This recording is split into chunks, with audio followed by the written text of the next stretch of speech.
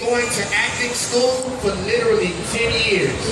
When I put out Like a Pimp, everybody was wondering why I wasn't wearing no jewelry. I couldn't afford it because I was flying to LA every single week going to acting school while all of my friends were buying jewelry. Nothing wrong with jewelry, but I would rather invest in the gold or the diamond mine that's in me.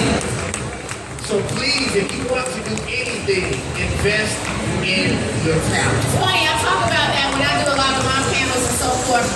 When you look at some of the younger generations, like profiles, it's like slash this, slash that, they're already in mogul at 18. I'm like, whoa, you can be a jack of all trades and a master of none.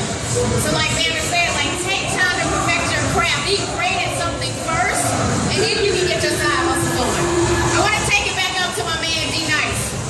So we're all true hip-hop fans here, right? And I think the one thing that we love about hip-hop is the live show, the live element. I can remember being a young girl going to the New York City Fresh Festival show when it came to the Omni. The Omni's not even in Atlanta anymore. And so I run DMC and it changed my life. Like, talk about some iconic hip-hop shows back then, now that you've seen, that you still feel like that 12-year-old kid, you know, growing up in New York, like, oh my God. Because even last night for me, it's not hip-hop, but seeing Prince, I felt like I was in the 8th grade again. And I think real hip-hop shows do that for me. For me, it was, I was on a tour back in 1989. I was 18 years old at the time, and I was influenced by a lot of the rappers that were on this particular tour. It was called the Dope Jam Tour. Wow. So it's my group, Million Out Productions, Eric B. and Rakim, and of course this man, Dougie Fresh. And as a young kid, 17 years old with a hit record out, I used to go into Doug's dressing room just to talk to him because I was such a fan. You know, I was born in Harlem, and he was one of those guys that made it, you know, and I used to look up to him, and he danced, and he really entertained the crowd. And that was like, just being on that tour in that very first show made me always love and respect Doug. And even all these years later, Doug is still the greatest hip-hop performer. He still gives 100% every night, every show. We rock together from New York to Martha's Vineyard. Dougie gives you a good show, no matter what. So give it up for my man, Dougie Fresh. What about you, Lyte? What was like the best hip-hop show you've ever seen? Wow, it would be a choice between Public Enemy at Latin Quarters. Oh, yes. Yeah. And remember how small the stage was at Latin Quarters? I remember Chuck D said, I feel like I'm performing on a bookshelf. I just thought that was so funny. Him, and then, I'm sorry, that was Latin Quarters, and at Union Square, I saw Salt and Pepper, and I thought I was just, my mic sounds nice. Check one. It was over. Nice. So let's go down the line. Dougie, what was the best show you've ever seen? Excluding your own. Right. Well, one of the things about the show.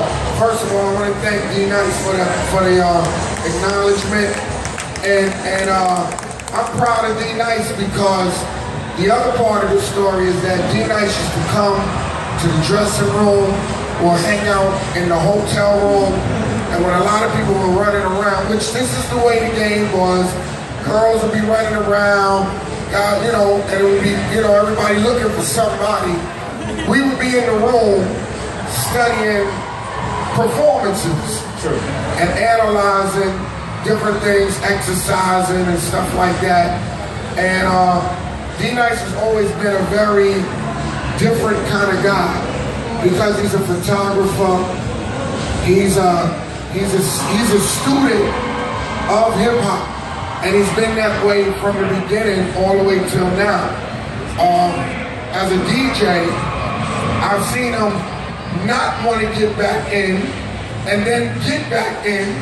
And I remember that night I was pushing him you that night.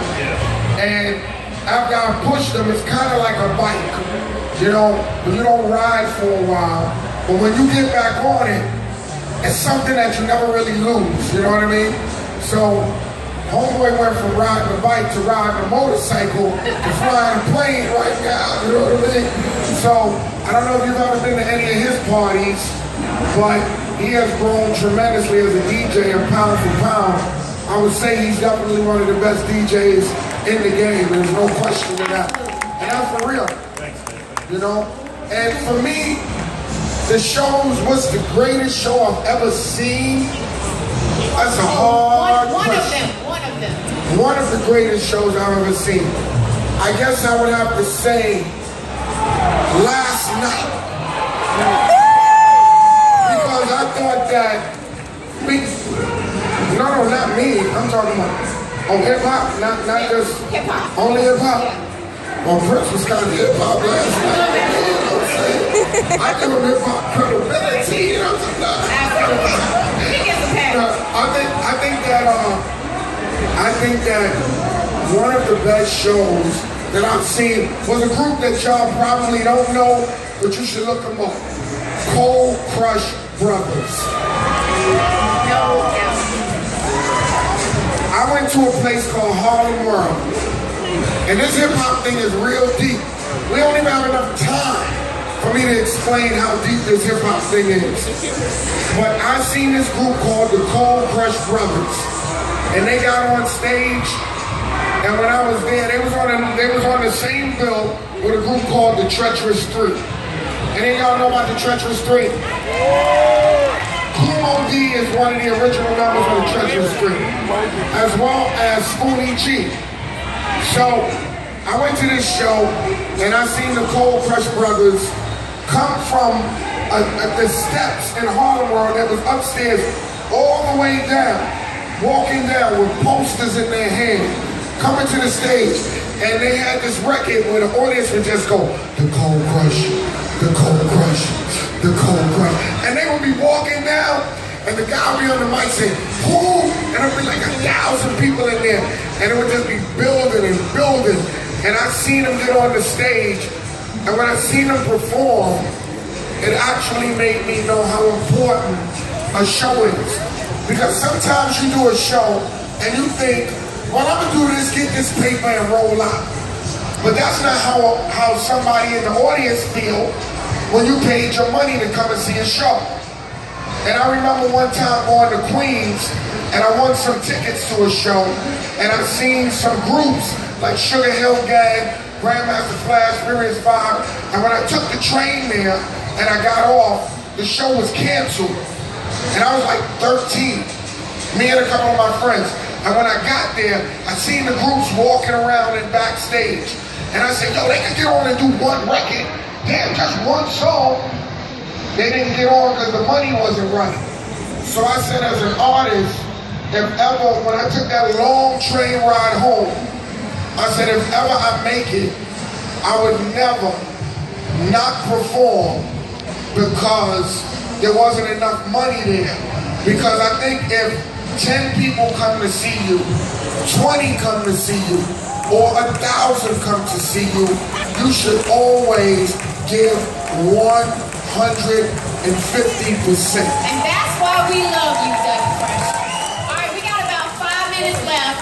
And so I gotta go into this, right? Because we always get into this conversation in the barbershops, in the hair salons, on Twitter, on Instagram. And remember, our hashtags today are Celebrate Every Day in Walmart and Essence Fest.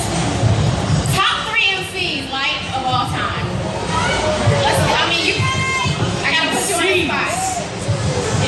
Or if you like hip-hop albums, you pick the 2. Either top 3 MCs or top 3 hip-hop albums of all time. Well, see, there's many elements that go into being an MC, True. right? And Dougie is one who can break this down completely. However, being from New York and being, all right, inspired by the technical part of it, as opposed to the flow part of it. Rakim. Love Rakim. And wow.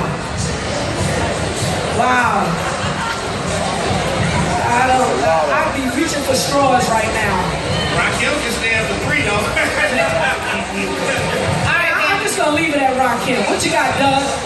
What you got, Dougie? Albums. It's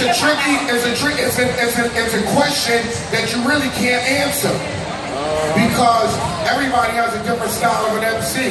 David Banner came out from another angle, and he's a great MC, but you may not acknowledge him as an MC because he may not be that style that you like, right?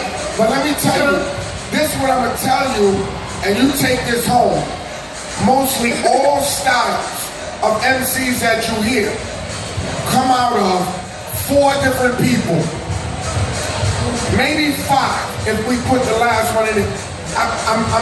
We're debating on the 5th, but Hollywood is an MC. And there's a style of MCing that goes to that where you're using crowd participation, and that's a whole nother style. MC means master of ceremony. And it was a person who was able to control the crowd. Now, these names y'all not gonna agree, but underneath I'm gonna show you how it all makes sense. Melly Mel from Grandmaster Flash and the Furious 5. Grandmaster Cass out of the Cold Crush Brothers. Cool Mo D. And this one is a debate, but we're going back and forth at the moment, because I just got a call the other day. We do this all the time, debate. The female MC that we look at as the blueprint, I would say off the top, Shy-Rock, right? And I was with Lovebug Starsky, Shy-Rock. Now, also Shy-Rock, there was another MC, Pebbley Pool, who was originally down with the Herculoids, who was down with Cool Herc. Now, let me tell you why I say these MCs, and you will understand. There's a bloodline the same way, and without making it super deep, but every MC has a bloodline. And the bloodline of that MC is why you like that MC now. So, for example, Rakim is out of the bloodline of Kool Moe D. You understand? Right. Nas is out of the line of Rakim. Now, Melly Mel, the line of him, when you like Tupac, Melly Mel is the foundation of that style. Grandmaster Cass, the foundation of that style is Kane. And Kane is the foundation to Jay-Z. You understand? So when you look at the MC that you like, what happens is it has a beginning. But most of the time, you're going to talk about what you like. You don't understand that the seed that was planted is what grew this particular style. So when you look at it, I'm trying to give you the seed. I'm not trying to give you what you like, the branches and all that. I want you to know where this style came from. Absolutely. When you look at Curtis Blow, last one, Curtis Blow is out of DJ Hollywood. You know, hands everybody, you got what it takes. And I'm Curtis Blow, and I want you to know where these are the breaks. See what I mean? His style was crowd participation. So he incorporated that in it. Shy-Rock was the voice. Lyte, you know that voice. Lyte has one of the most distinctive voices. That's why she gets paid. I remember when she was my little Lyte. I used to always say, you got such a nice voice. I like your voice. You see? And then when you hear what Monie said about her being overseas, the continuation, Slick Rick is from overseas. Slick Rick is a very unique individual because he's telling stories, but if you study this, Grandmaster Cass was a guy who would tell stories. So try to do a little, like, you know, you can Google now and do all that. Try to do a little studying and challenge what I'm telling you. Don't believe what I'm telling you. Look into it for yourself. And I guarantee you that you will be surprised at some of the information that you get. All right, y'all. We wish we could stay here and talk all day,